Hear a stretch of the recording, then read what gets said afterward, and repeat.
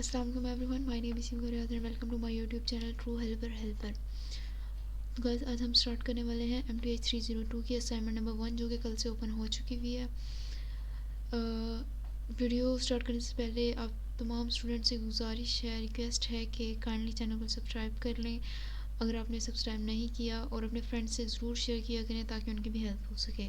Now हम बिना time waste किए अपनी असाइनमेंट स्टार्ट करते हैं। क्वेश्चन नंबर 1 हमारे पास क्या है कि the basic salary of an employee is 20,000, find the following for the salary. तो हमारे पास बेसिक सैलरी दी हुई है, हमारे पास जितने भी नीचे 4 पॉइंट्स हैं हमने इसके ज़रिए वो फाइंड करना है। तो हम स्टार्ट करते हैं।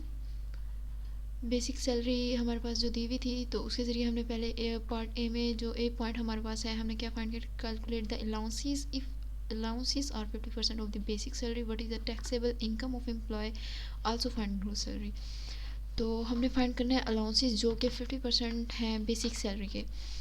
तो फर्स्टली तो हम क्या करेंगे कि परसेंटेज जो है उसे कन्वर्ट करेंगे फ्रैक्शन में। तो यहाँ हमने लिख लिया 50/100 मल्टीप्लाई कर देंगे बेसिक सैलरी से, तो हमारे पास अलाउंसेस आ जाएंगे 10,000। और what is the taxable income of employee की टैक्सेबल इनकम क्या है कि टैक्स हमेशा गाइस आप लोगों को पता होना चाहिए कि टैक्स जो है किसी भी एम्प्लॉय पे, किसी भी पर्सन पे तब अप्लाई होगा जब उसकी पे, उसकी सैलरी 50,000 से अबव होगी, अदरवाइज़ नहीं। तो अब हमारे पास अलाउंसेस क्या है 10,000, सो इसके ऊपर कोई टैक्सेबल इनकम नहीं होगी। ग्रोस सैलरी क्या है कि gross salary is the sum of basic salary and allowances. तो हमारे पास बेसिक सैलरी क्या है 20,000 और अलाउंसेस क्या है 10,000। तो ग्रोस सैलरी चूँकि बेसिक सैलरी और अलाउंसेस का सम है तो हमारे पास ग्रोस सैलरी टोटल क्या आई 30,000। और पार्ट बी में वो हमसे क्या पूछ रहा है कि what is the cost of company on account of leaves. किसी भी कंपनी की कॉस्ट क्या होगी ऑन अकाउंट ऑफ लीव्स, जो कि 18.2% है, ग्रुप इंश्योरेंस मेडिकल जो कि 5% है, एंड अदर सोशल बेनिफिट्स। तो हमारे पास बेसिक सैलरी क्या थी 20,000, अलाउंसेस क्या थे 50% of basic salary which is 10,000। तो अब हमारे पास लीव कॉस्ट 18.2%। जैसे मैंने ऊपर आपको बताया कि पहले आप जो है परसेंटेज को फ्रैक्शन में चेंज कर लें, इजी रहेगा। तो हमने इसे फ्रैक्शन में चेंज किया तो 0.182 और मल्टीप्लाई हमने किया बेसिक सैलरी से, तो हमारे पास आंसर क्या आया 3640 रुपीज़। लीव कॉस्ट हमारे पास क्या है 3640 रुपीज़। और ग्रुप इंश्योरेंस मेडिकल में हमारे पास 5% दिया हुआ था और उसे भी हमने 20,000 मीन बेसिक सैलरी से मल्टीप्लाई किया तो हमारे पास 1,000 रुपीज़ आ गया। और अदर सोशल बेनिफिट्स हमारे पास 5.8% थी, हमने इसे भी पहले फ्रैक्शन में चेंज किया और देन बेसिक सैलरी से मल्टीप्लाई कर दिया, हमारे पास 1160 रुपीज़ आ गई। तो हमारे पास अब now total social charges mean हमारे पास leave cost, group insurance medical and other social benefits हमारे पास उसका सम क्या आया 5900 रुपीज़। और पार्ट सी में वो हमसे क्या पूछा है कि what is the total saving of employees per month on account of provident trust fund and gratuity. अब हमने फाइंड क्या करना है provident trust fund mean P fund and gratuity. तो हमारे पास जो है ये 1/11 जो है ये हमारे पास लोकल लॉ है। मीन जब भी हम किसी पे में से provident fund mean P fund और ग्रेजुएटी फाइंड करेंगे किसी भी पे की, चाहे वो हमारे पास बेसिक सैलरी हमारे पास 50,000 हो, तो हम उसे मल्टीप्लाई करेंगे 1/11% या फिर 9.09% से। तो आप ये करके ज़रूर देखिएगा। तो हमारे पास यहाँ आप 1/11% भी राइट कर सकते हैं, 9.09% भी। हमें फ्रैक्शन में जब चेंज करेंगे तो हमारे पास इसका आंसर आ जाएगा सेम। तो according to the local law 1/11% multiply by basic salary which is 20,000 हमारे पास क्या आ जाएगा 18 रुपीज़। और हमारे पास total saving of employ, total saving of employ in provident fund वो हमारे पास क्या आ जाएगा कि जो कि एम्प्लॉय की प्रोविडेंट फ़ंड 18 रुपीज़ है, और कंपनी की जो प्रोविडेंट फ़ंड है company contribution to provident fund वो हमारे पास जब हम इसका सम अप करेंगे तो हमारे पास ये आ जाएगा 36 रुपीज़।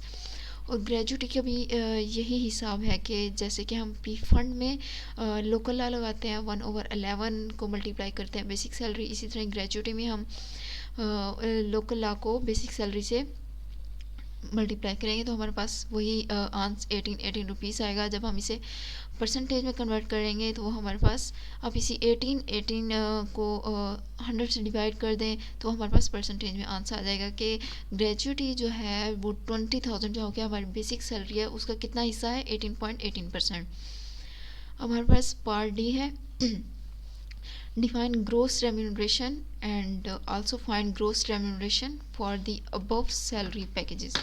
तो हमारे पास सिंपली ग्रोस रेम्यूनरेशन क्या है, it is all monies paid to you or deemed to you have been paid to you as an allowance or advance or in the form of a benefit as a result of your employment।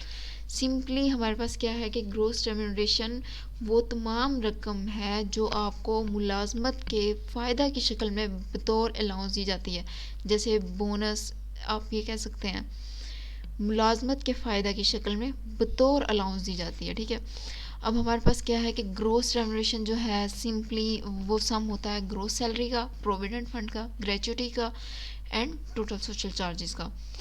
तो हम इसे इस तरह लिख सकते हैं, हम mean gross remuneration को फाइंड करने के लिए कि gross remuneration is equal to gross salary plus provident fund plus gratuity fund plus total social charges. तो अब हम इसके अंदर अपनी सारी वैल्यूज़ जो कि हमने पार्ट सी तक फाइंड किए हैं वो सब इसमें पुट करेंगे तो हमारे पास ग्रोस रेम्यूनरेशन आ जाएगी। तो आप लिख सकते हैं ग्रोस रेम्यूनरेशन, सॉरी यहाँ मैंने लिखा हुआ है टोटल सोशल चार्जेस, बट यहाँ आएगा ग्रोस रेम्यूनरेशन, नो पहले हम टोटल सोशल चार्जेस को ही फाइंड करेंगे। तो हमारे पास टोटल सोशल चार्जेस क्या है, जो कि हमारे पास लीव्स थी 5 आप देख सकते हैं ऊपर है ये, तो लीव्स थी, ग्रुप्स इंश्योरेंस, मेडिकल और अदर सोशल बेनिफिट्स के जो हमारे पास आंसर थे वो हमने ऊपर भी इसका टोटल सोशल चार्ज लिया हुआ था, तो हमारे पास क्या था 8700 रुपीज़। अब हमारे पास पर ईयर हमें लेना ज़रूरी है क्योंकि कोई भी टोटल सोशल चार्जेस हों वो पर ईयर में ही लिए जाते हैं। तो हमारे पास जो आंसर टोटल सोशल चार्जेस का था 8700, उसे हम 1 ईयर पे डिवाइड कर देंगे मीन 12 मंथ्स पे, तो हमारे पास आंसर क्या आ जाएगा 725 रुपीज़। अब हमारे पास ऑल वैल्यूज़ आ गई, हमारे पास सारी वैल्यूज़ आ गई, हमारे पास total social charges per year भी है, ग्रेचुइटी फंड भी है, प्रोविडेंट फंड भी है, ग्रोस सैलरी भी है, हम ये एडअप कर देंगे तो हमारे पास ग्रोस रेम्यूनरेशन आ जाएगी। तो ग्रोस सैलरी हमारे पास क्या थी 30,000 थी, और 30,000 कैसे कि हमारे पास बेसिक सैलरी प्लस अलाउंसेस यही था ना ग्रोस सैलरी में कि gross salary is the sum of basic salary and allowances. और प्रोविडेंट फंड हमारे पास क्या था जिसके ऊपर हमने लोकल लॉ अप्लाई किया था, फिर हमारे पास आया था 18 रुपीज़, और ग्रेचुइटी फंड में भी लोकल लॉ अप्लाई करके हमने बेसिक सैलरी से उसे मल्टीप्लाई किया था, वो भी हमारे पास यही 18 रुपीज़ था। अब total social charges per year जो हमने फाइंड किया है वो है 725 रुपीज़। हम इन्हें सम अप कर देंगे तो हमारे पास ग्रोस रेम्यूनरेशन आ जाएगी which is 39,437 rupees. Thanks for watching, अल्लाह हाफिज़।